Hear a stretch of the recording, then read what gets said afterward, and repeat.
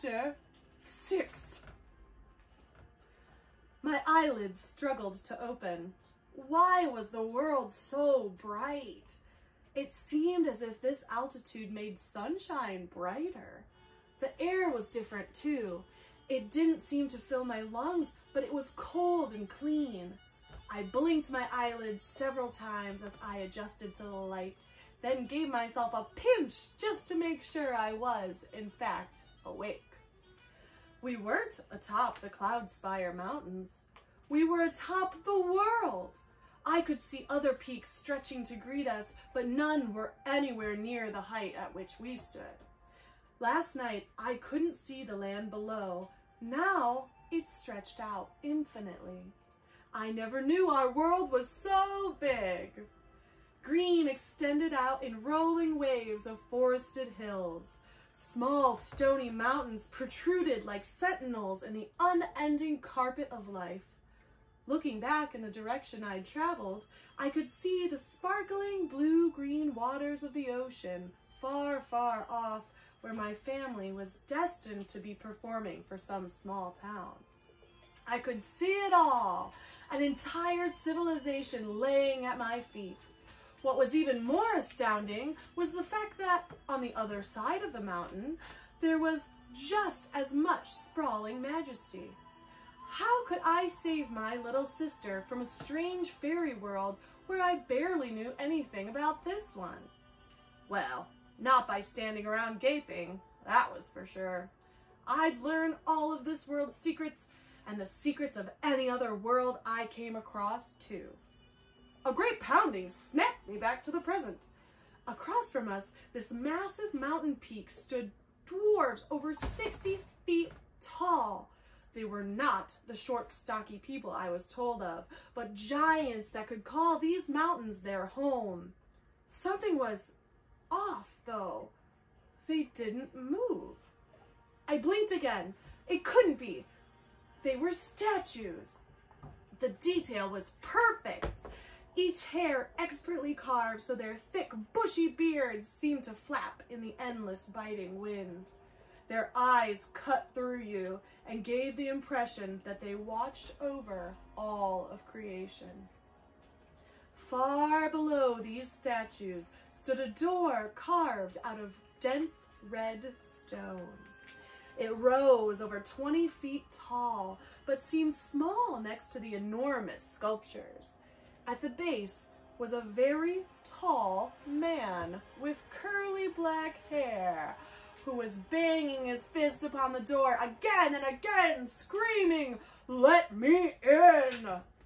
Violet perched gently behind a large rock face.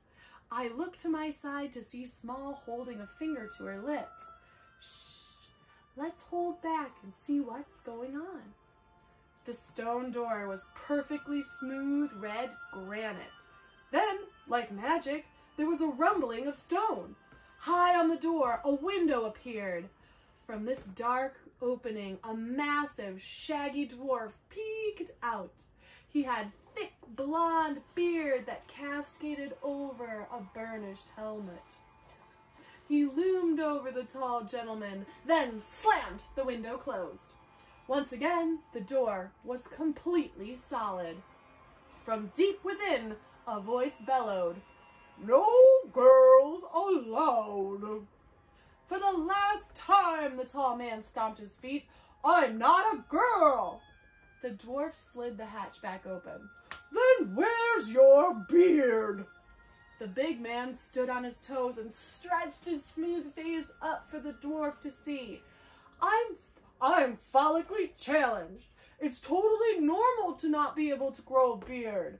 Besides a lack of facial hair, I'm super manly."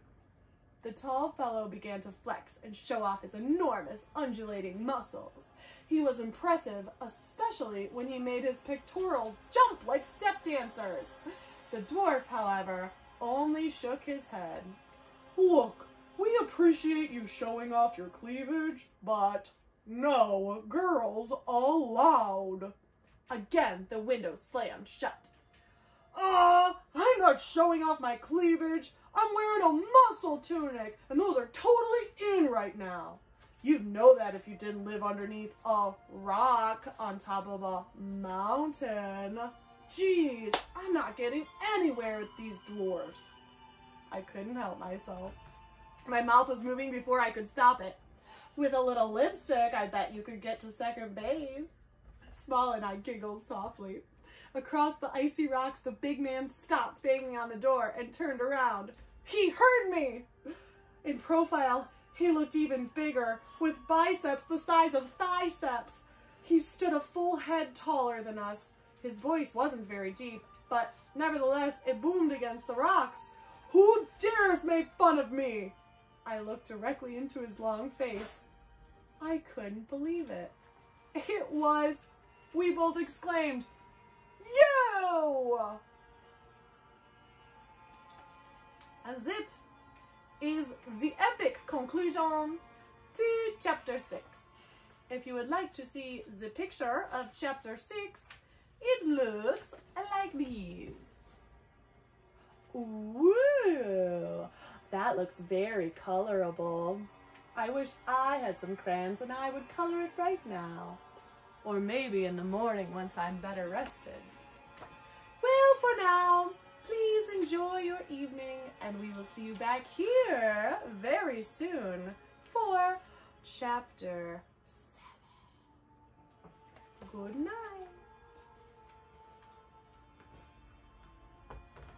Yes, did you like it? It was short but nice, right?